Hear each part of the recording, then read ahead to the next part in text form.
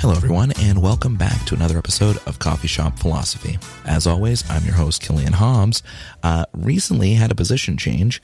No longer am I the news editor and managing editor for Think Liberty. I am now the managing editor for the entirety of literature and publications. That includes beinglibertarian.com, think-liberty.com, rationalstandard.com, and, of course, our publication branch, Champion Books, which has put out its first book, Igniting Liberty, which if you haven't gotten a copy yet, I do recommend it. As always, you can follow us on all forms of social media. You can get our podcasts wherever you do get your podcasts. You can follow me personally on Facebook by searching Killian Hobbs Author.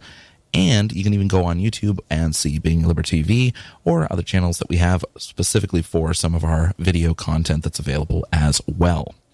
Now, to get right into the episode today, I'm actually joined by a guest. Today, I'm joined by Caitlin Cloven.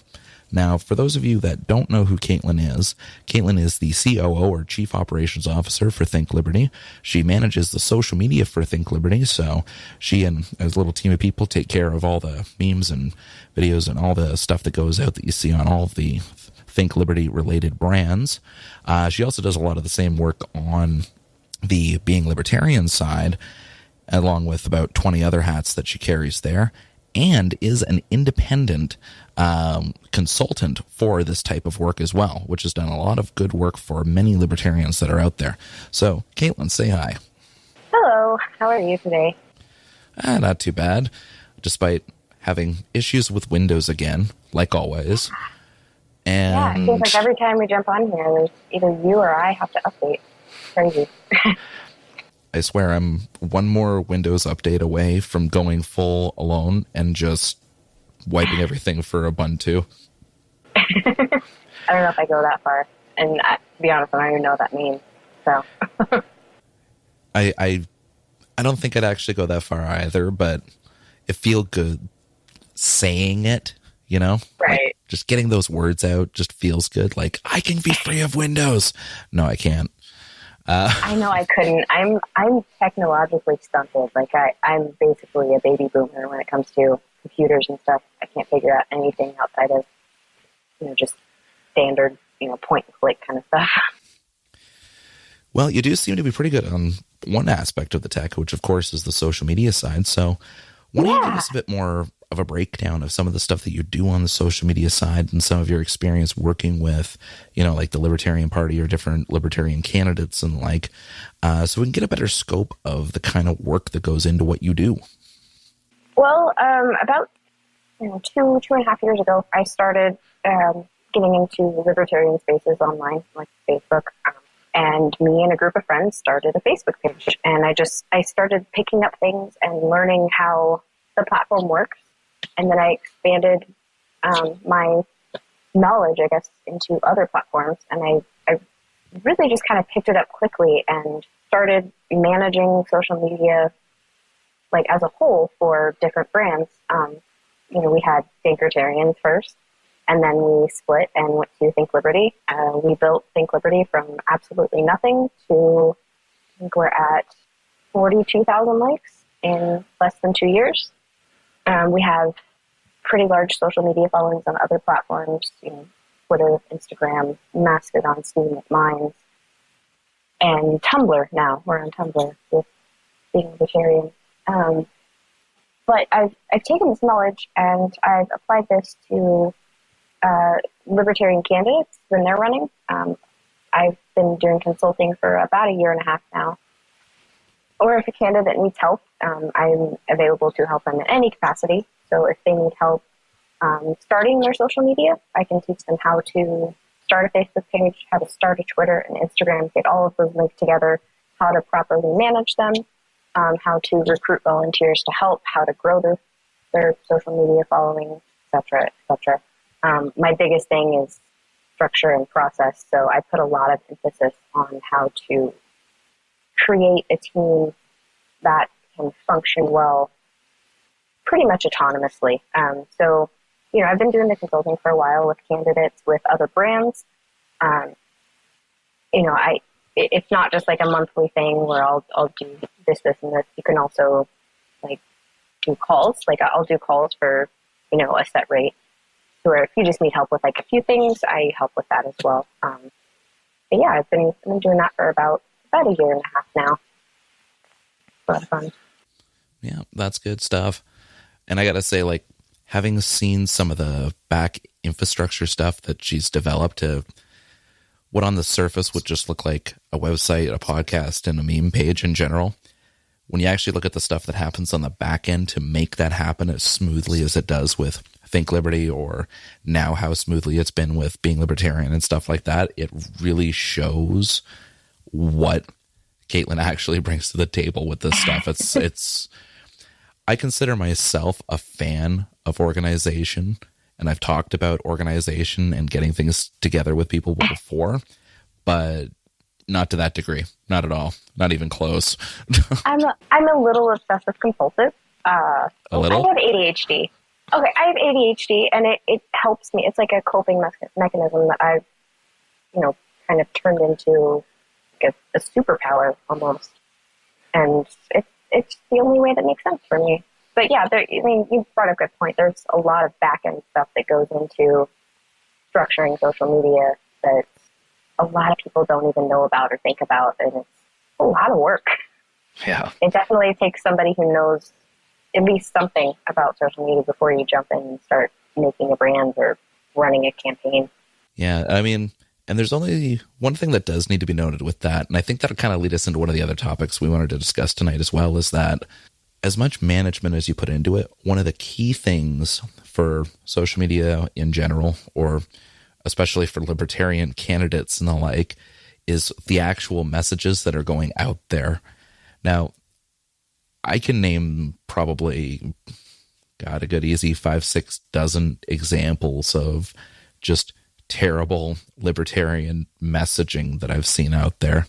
But before I go into any of some of the examples that I've got, Caitlin, maybe you can give me an example of some really bad stances or some really bad takes that prominent libertarians or hopeful libertarians have gone out and actually tried to market as a great idea. Oh boy. Well, Loaded question. Yes. First getting into the movement, you come across a lot of, I'd say, bumper sticker slogans for libertarianism, and that's fine. It's my issue is with established brands and established, personalities in the movement who never move on from that.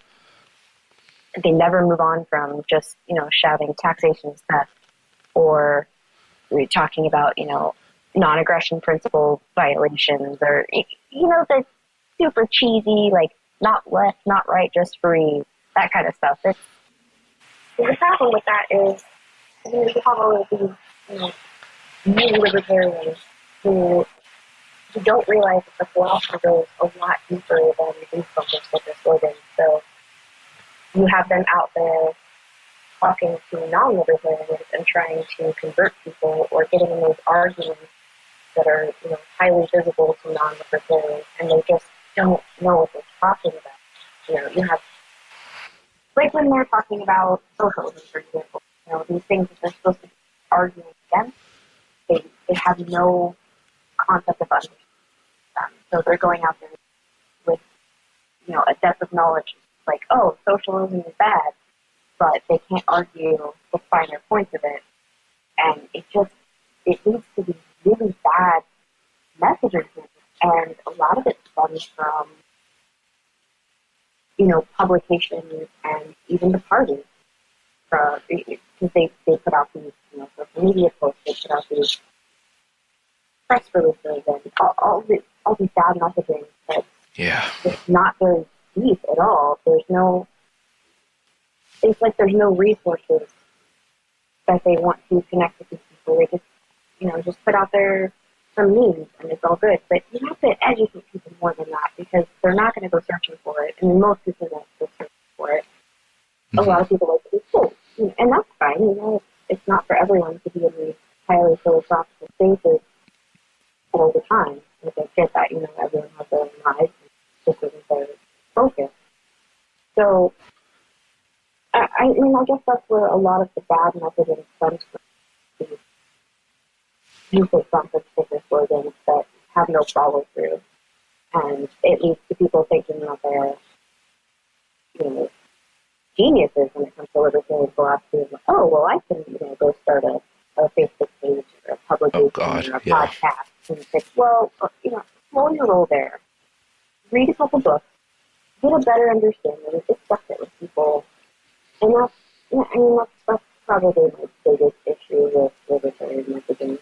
Yeah, that's one thing that gets me too with the messaging is just there's so many people out there that, and this is true for every political stance, every economic stance, it doesn't matter what thing the person believes in. There's always people like this out there, and everybody thinks that they're not the one that's acting like this. And libertarians especially, because they're just naturally contrarian to begin with, because they got out of the duopoly and now they're in the third wing. They know what's going on, because right. It's like the journey doesn't stop there. You gotta keep going. Yeah, it's a responsibility, and especially you have a responsibility if you're going to be a voice in some kind of person or run a publication. Yeah, you have a responsibility to your followers to always be trying to learn more and always be further your understanding of the stuff, because otherwise you're doing everyone a disservice. That's it exactly, right? You'll have people that will build up a big following and not even know what the fuck they're talking about. They'll go into, let's say the natural rights stance, right? And, a belief in natural rights, that's perfectly fine and dandy, Fine and standy. That's great English on my part right there. I swear to God, and you're if I can do in writing, I don't edit speech. That's a little more Bernie Sanders than me. Thank you very much. It's editing speech. It's not censorship. Oy. But no, it's one thing that I find is just an interesting take that people have, but you push any buttons on it, and I mean any whatsoever, and nobody can stand their ground on it. If you want to believe in natural rights, and that's the methodology that you have for saying, this is why we have rights, this is how we're going to define rights, this is what validates negative rights and invalidates positive rights. And, if you're going that route with it, that's fine. But you need to be able to defend it. And in my experience, a lot of people can't. I mean, one thing, and Caitlin could probably dive into this a little bit better here, that a good chunk of us, not all of us, I think about 3 or 4, maybe 5 of us on the back end for Think Liberty Believe It, and it was the Hayekian approach, which is rights as a result of social evolution. So what's meant by that is that rights come about because society as a whole evolves different social norms that leads to us supporting certain rights over others.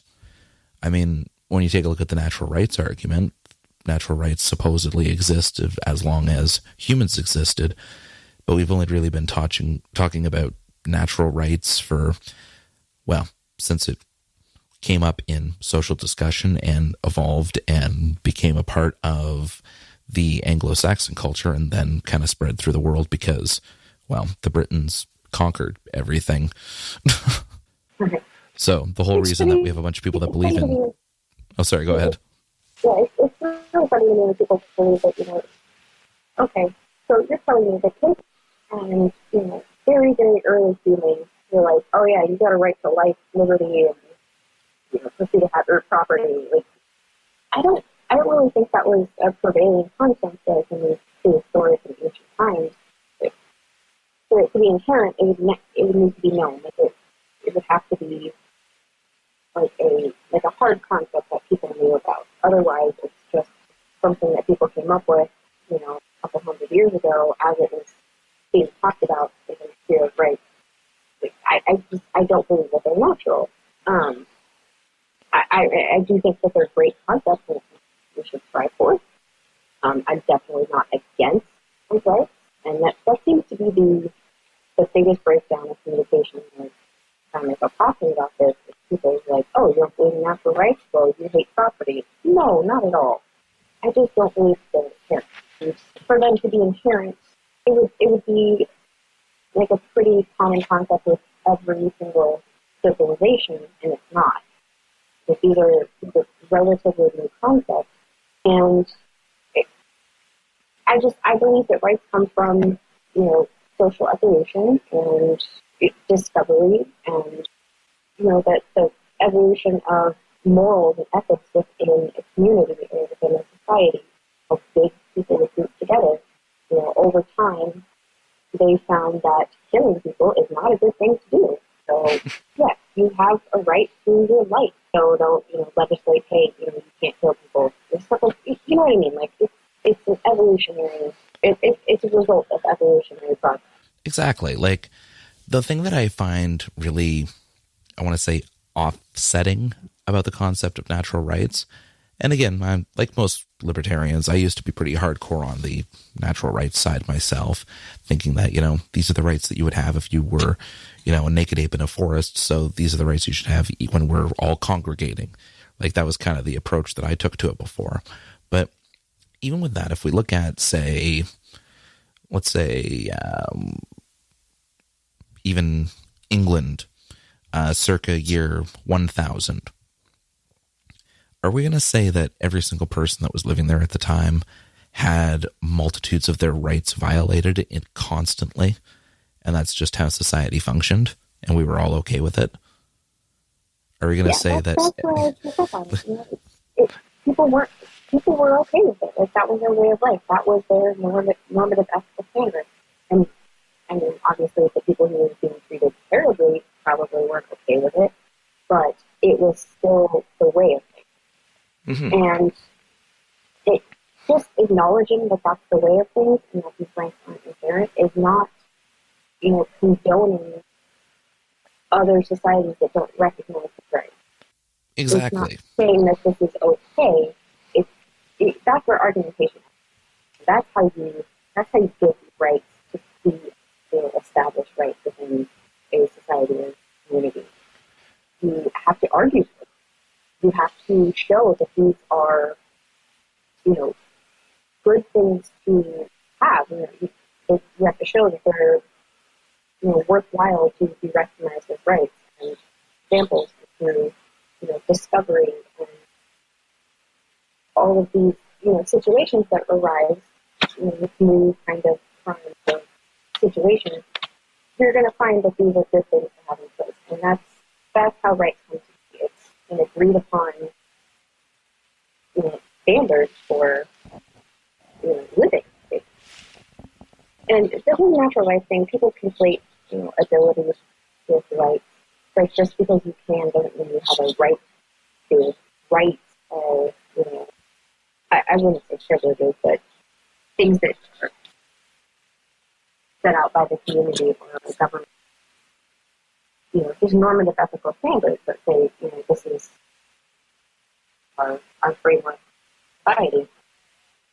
And it's not just because you can that you always will be able to. But, what good is that? Yeah. You're going to say, like, oh, but our rights have been infringed for thousands upon thousands of years. Doesn't that kind of point to the flaw in natural rights? Like, what's the point?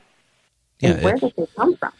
It's that application piece, right? Like, we can believe in the concept of natural rights. Hell, you could believe in the social evolution of rights and still end up with the same list as to what those rights should be, as to how societies ought to form. You can end up with this exact same answers, but acknowledging that different in roots is important to having a more sound base when we're arguing it with people who think that healthcare should be a right, or people that believe that having the ability to defend yourself shouldn't be a right, like people that go against gun control or the like. Exactly. And that's kind of the slippery slope with living in natural rights. If these people all come together and say healthcare is a right, guess what? Healthcare is a right now. So it's an agreed upon standard, and if you don't like it, you need to argue your way out of it. Convince, however many people that it's not a right, there's a better way to go about it. It's And the problem with, life, liberty, and property is they're such big concepts. And that's kind of where this whole healthcare and gun control and all these other things are going to fit it into, natural rights. Like, you have an inherent right to life, so you have the, pro-life crowd, cheering, saying, yeah, this applies to the unborn. And you have the other one saying, no, that applies to the mother. You can't force the mother to do that because it's her right to life. They're very vague concepts that definitely have to have some kind of, nailing down the definition of the application. So I don't see the utility of natural rights, even if they did exist. There's no utility in it because they're so vague. Mm-hmm. Now, one thing I want to transition that into, even though we could go on for probably go on for hours about the issues with the argumentation around natural rights. I mean, I got to stress for the people that are listening, like, you can believe in it because obviously we're dealing in the realm of social constructs. We're not dealing with hard concrete things. So in the realm of social constructs, it's all ideas versus ideas. So you can have an opposed stance to some of the stuff that we're saying right now. Bleh, that's 2 English fuck-ups in one episode. This is a double feature right there for you. But we can say that you believe in one thing, believe in another. You could disagree with what we're saying, of course. However, it's that argumentation piece that becomes oh so important to the discussion. Another great example of this, where you can have something that's a great thing to believe in, yet the argumentation around it is just appalling. It's just really badly argued for, would be the NAP. So the non-aggression principle, or axiom, as I think 1 in 10,000 people might refer to it as.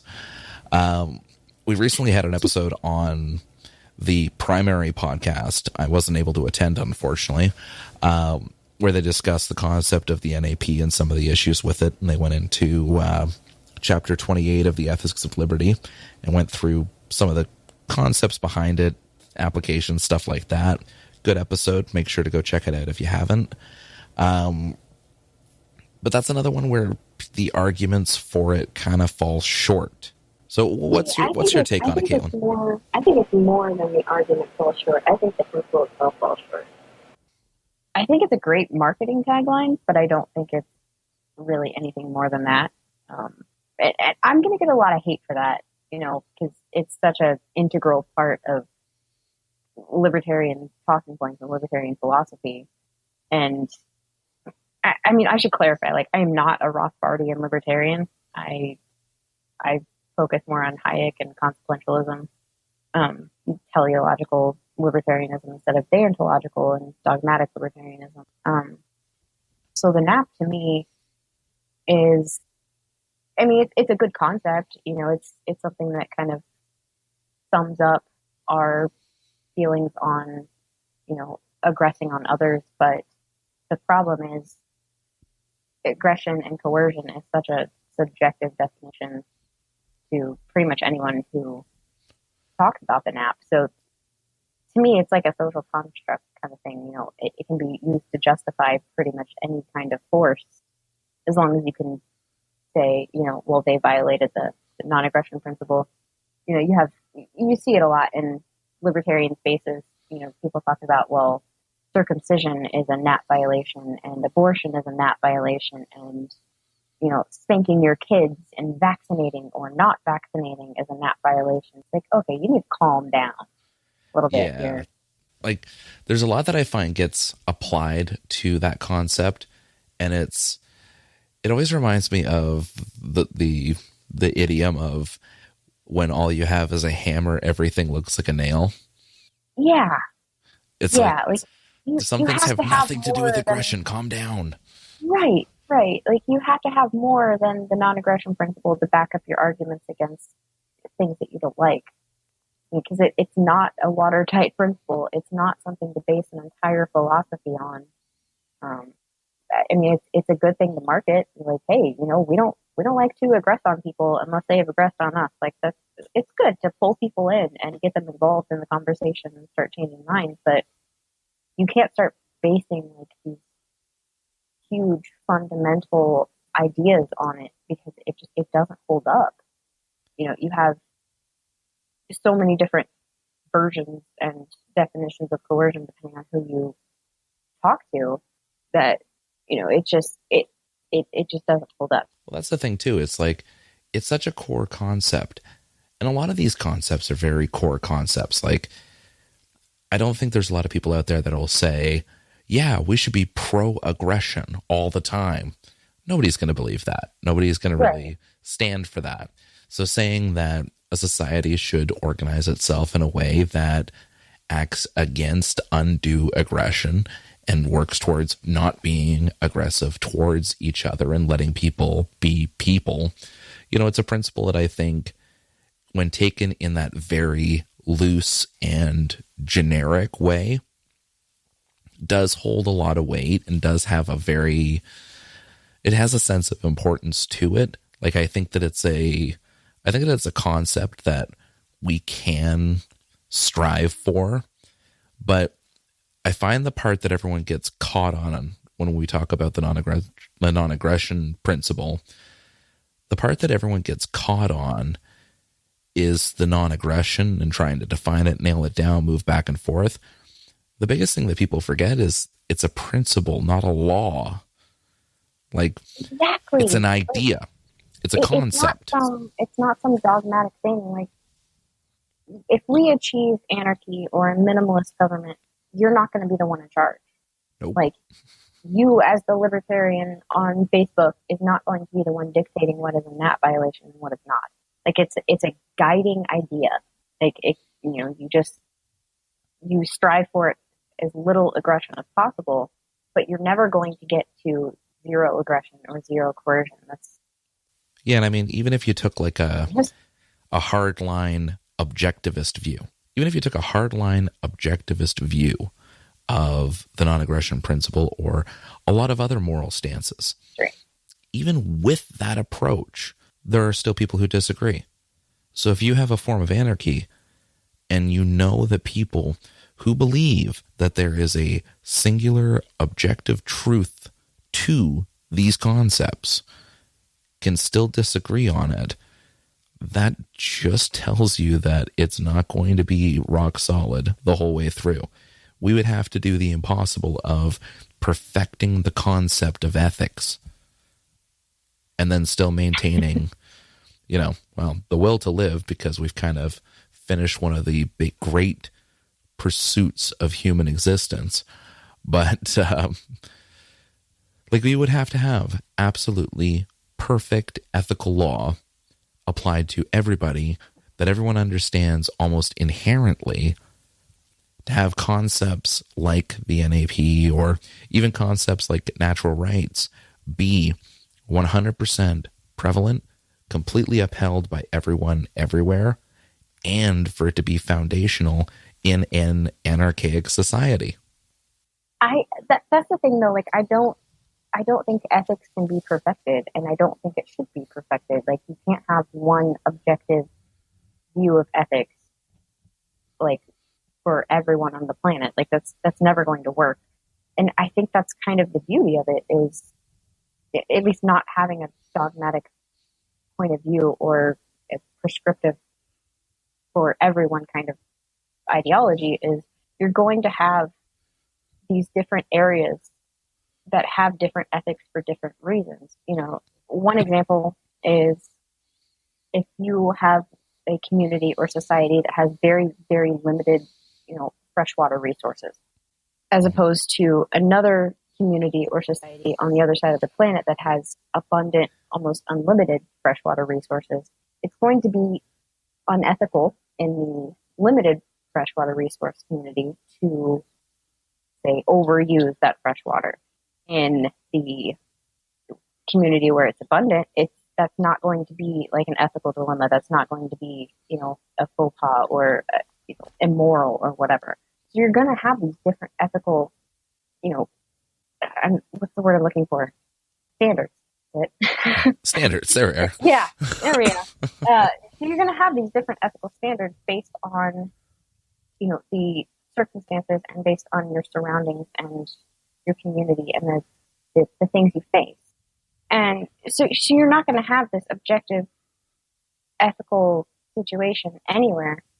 And, that's kind of the problem with, the non-aggression principle and having it be applied universally like this, because you're not going to have the same set of standards for aggression and coercion in one place versus another place. That's kind of, and it kind of goes back to the natural rights arguments. These kind of things come up through social evolution and discovery and all of these factors that come into play. Like it's spontaneous order. Like these things come about through people cohabitating and finding solutions to problems that are in their communities, not a community halfway around the world or halfway around, what would be like the country or whatever. So that's kind of why I don't rely on the non-aggression principle and natural rights and all of these other like hardcore dogmatic ideas, because everyone's different, and if we do achieve anarchy, you're going to have different constructs of government. You're going to have different economic systems. You're going to have infinitely different ethical standards and community standards for these kinds of things. You're going to have socialist governments, and you're going to have, anarcho-capitalist little not communes, that's a very bad word to put after anarcho-capitalist. Like communities. ANCAP communes. I'm going to coin that. Get so much hate. But you're going to have like these little ANCAP communities, and the biggest point of all of this is we have to stop relying on these ideas that we thought were airtight and we thought were these foundational principles and that couldn't ever be questioned, because when you do question them for more than 10 minutes with an open mind, like you have to have an open mind for this kind of stuff, they fall through. Yep. So, and that's kind of my biggest problem with deontological libertarianism as well.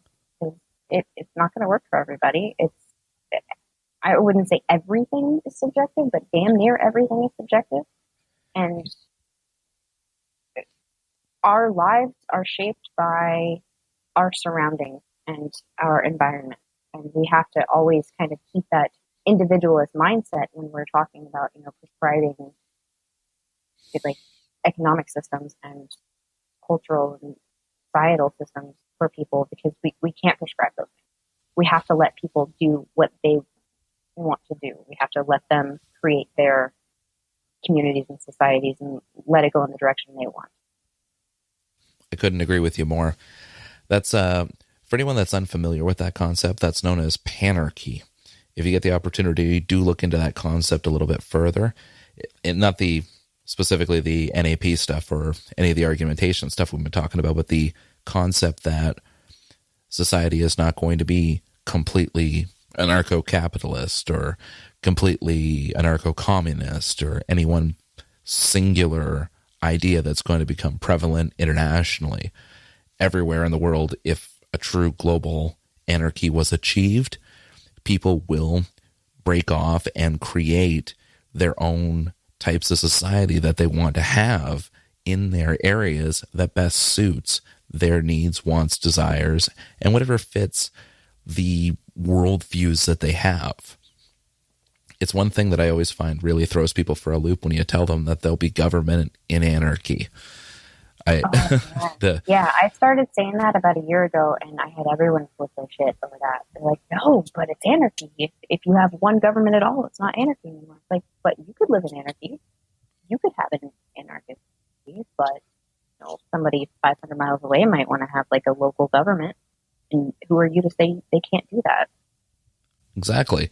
If they choose to get together and have a group decision-making process, and said processes involve electing people to make the decisions for them, then that's on them. They can choose to do that. It only becomes an issue when they try to impose that on people who disagree. Like, And that goes for anarcho-capitalists and libertarians as well. Because our ideology becomes a problem when we want to impose it on those who don't want it. Exactly. And that's something we kind of forget. You have that very popular tagline, good ideas don't require force. Well, we have to stop trying to force our ideas on people if they don't want them. Like, it goes for us, too. It's not just socialists and Republicans who that applies to. It goes for us, too.